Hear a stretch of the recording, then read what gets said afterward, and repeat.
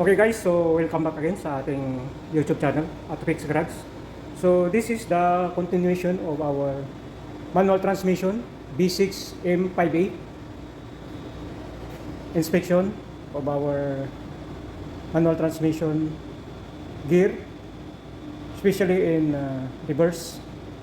So we dismantle and do inspection of our reverse gear, reverse synchronizer sleeve,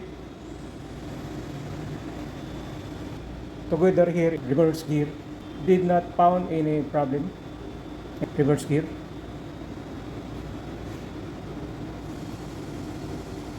The identification groove on the reverse synchronizer sleeve should face towards the clutch housing when the sleeve is inserted into the countershaft.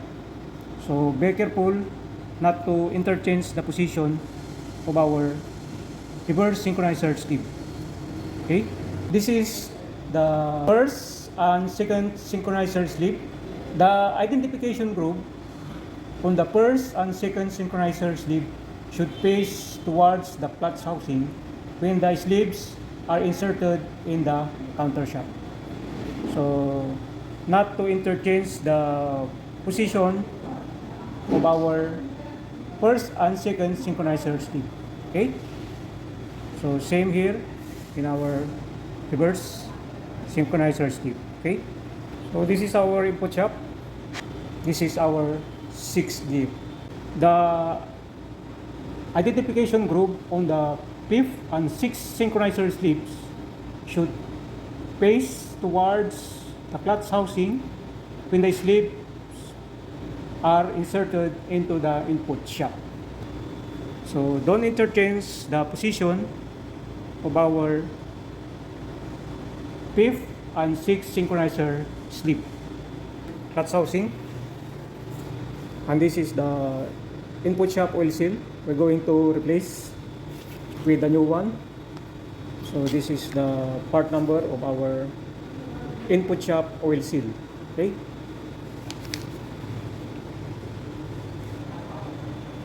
okay, so we'll remove the oil seal. We'll use this 32 mm short socket. Then we will tap it here using our ball peen hammer. Okay.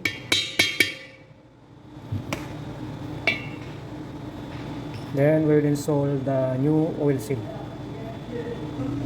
This is countershaft. This is our reverse speed gear. First speed gear, second speed gear. Okay, get me. We'll install the shipping pump. Where are you? Arizona. Are you? Asiko lang. I am coming. There's no part. No parts? No part. About the oil seal. Please tell me 3 parts. I will put here. Okay. In here. The center. Okay. This one was new. Huh? What's in new? You are leaking out. No, I replace new one. No new. This good. What about? Also that one. This? This?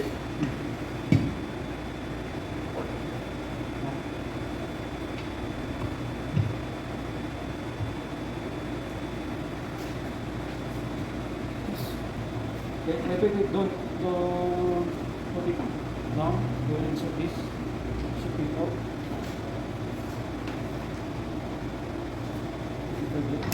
Up? Okay. Up, huh?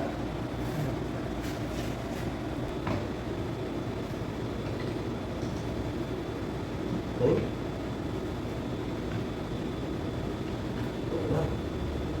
More. Up. Up, sir.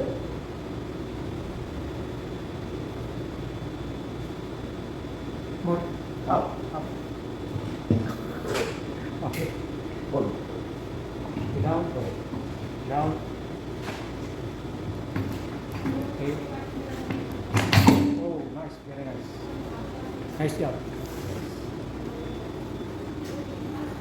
Okay, we already installed the both input and countershaft together our shifting reel and our shifting port.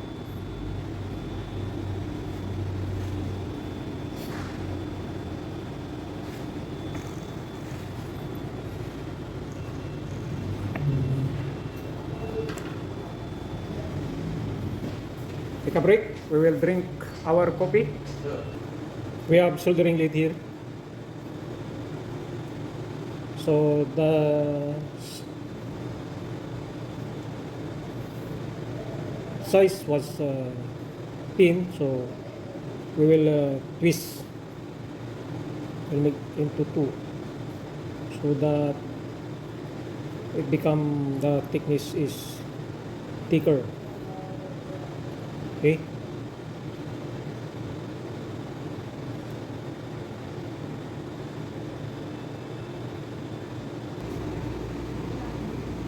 Countershaft spacer, Inputshaft spacer installation.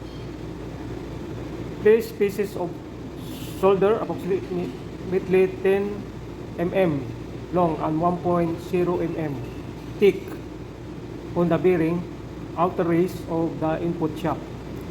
Place pieces of solder approximately 10 mm long and 1.0 mm thick on the bearing outer race of the countershaft.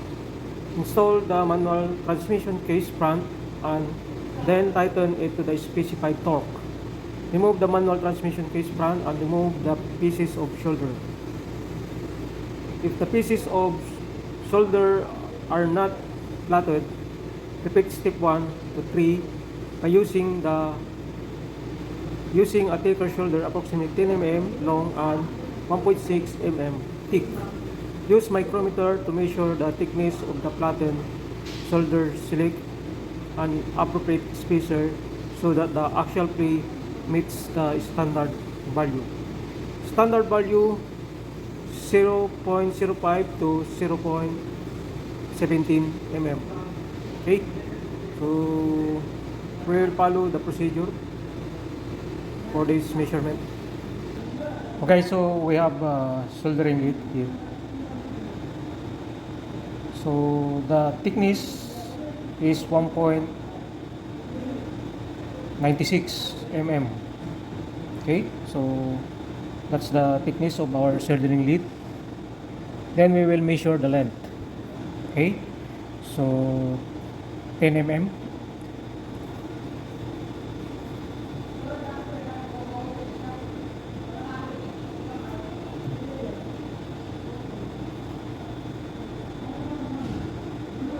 So the length of our soldering lead is 10 mm. This is the one we will use to measure the axial length. Okay. Okay, as you can see in our micrometer, this is 10 mm.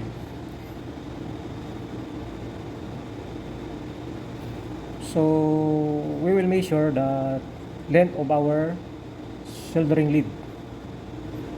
So 10 mm is the length of our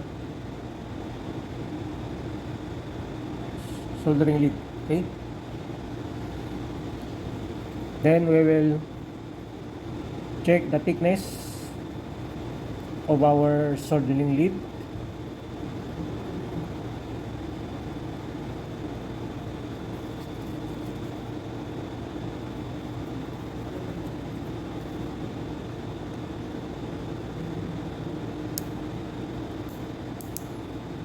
So that's the one.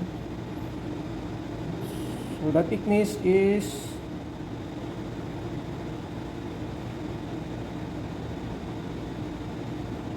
2.2 mm. 2 mm is the thickness of our soldering lead. We will use this to measure the axial entry of our input shaft and our countershaft. Okay, so we put the soldering lead in our countershaft and input shaft bearing. The length is 10 mm and the thickness is 2 mm. Place pieces of solder approximately 10 mm long and 1.0 mm thick on the bearing outer race of the input shaft. Place pieces of solder approximately 10 mm long and 1.0 mm thick on the bearing outer race of the countershaft. Install the manual transmission case front and then tighten it to the specified torque. Remove the manual transmission case front and remove the pieces of solder. If the pieces of solder are not flattened, repeat step 1 to 3 by using a thicker solder approximately 10 mm long and 1.6 mm thick.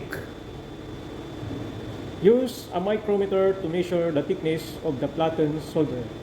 Select an appropriate spacer so that the axial play meets the standard value. Standard value from 0.05 to 0.17 mm. Okay? So we will install our manual transmission case.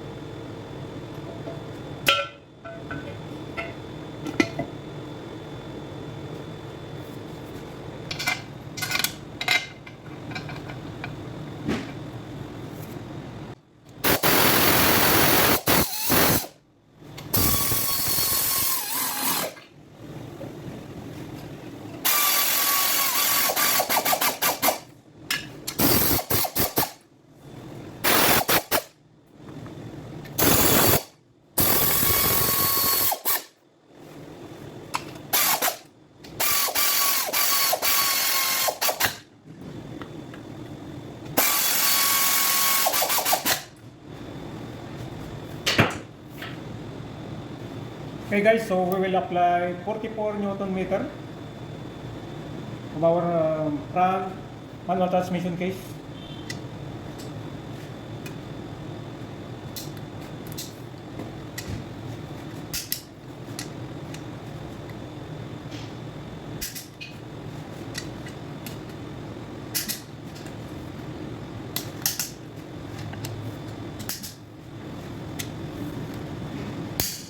Okay, so done. We already tightened the mounting bolts of our manual transmission front case to 44 Newton meter. Then we'll remove all the bolts together this front case of our manual transmission. Then we will check the soldering lead if properly compressed. Okay.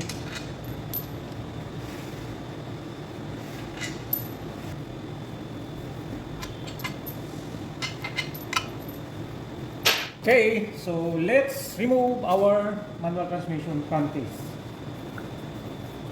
We're using this plastic hammer. We will tap it here.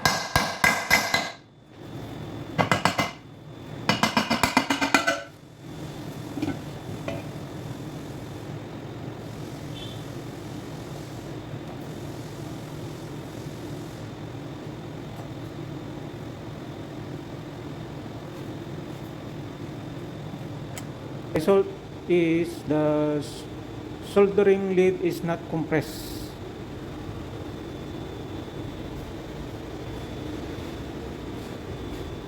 It's very far. Okay, it's not good. We'll repeat the procedure. why the soldering lead is not compressed.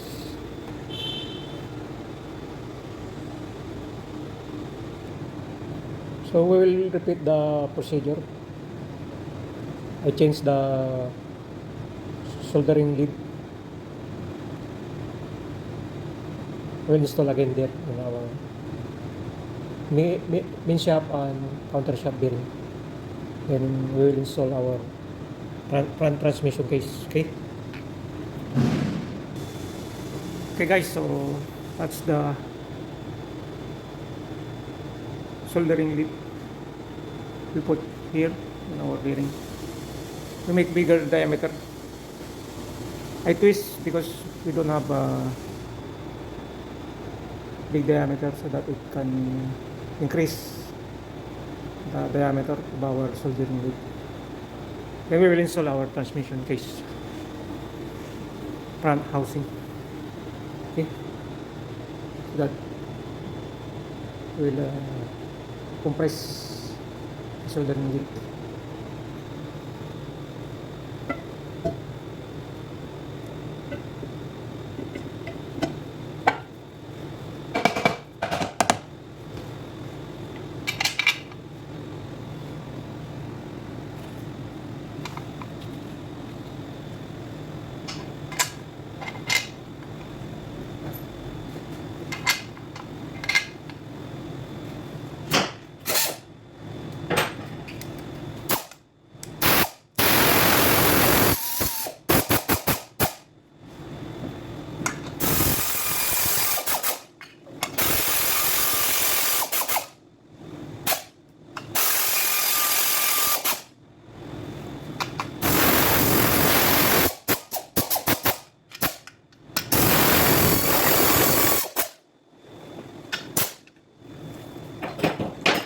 Then we'll tighten to 44 Newton meter.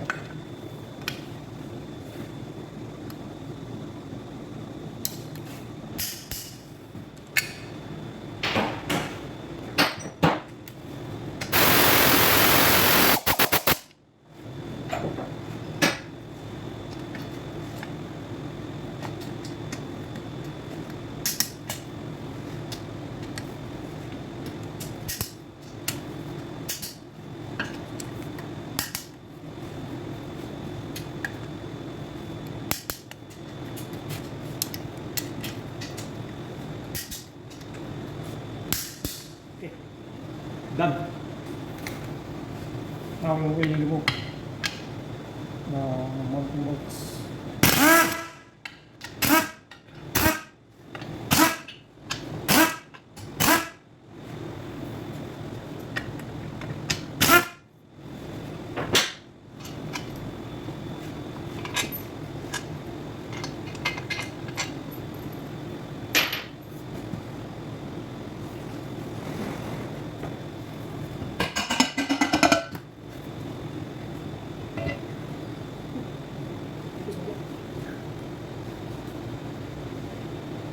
Okay, so take a look the soldering lead.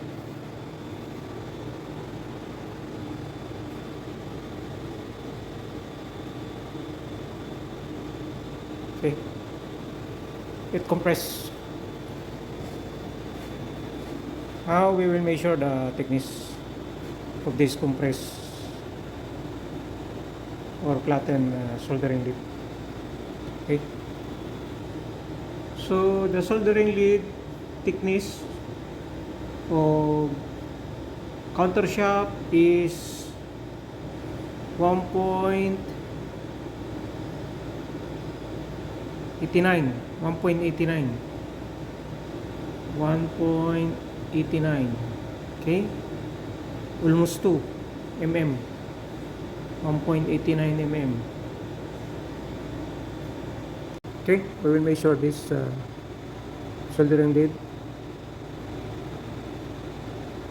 for our input shaft. We'll measure.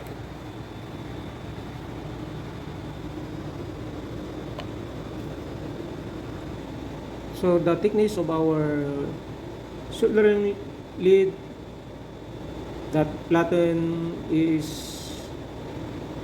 1.89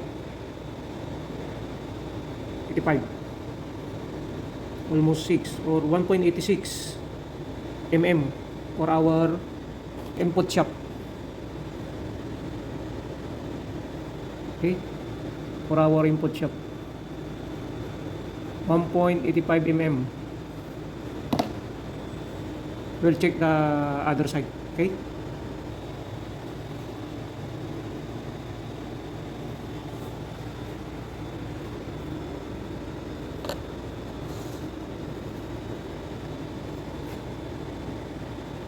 okay, so the thickness of our soldering lead is 1.86 also mm in our input shaft. This is from other side. Okay, so same, but the counter there is a small difference. Okay, so I will check the availability of the spacer. Okay guys, so we will measure the hold spacer of our input shaft. So the value is 1.45 mm. Okay, so little bit thin, must be replaced to a new one. Okay, so this is the spacer of our countershaft. The value is 1.51 mm or 1.50 mm, almost 51. Okay, so we have to replace also.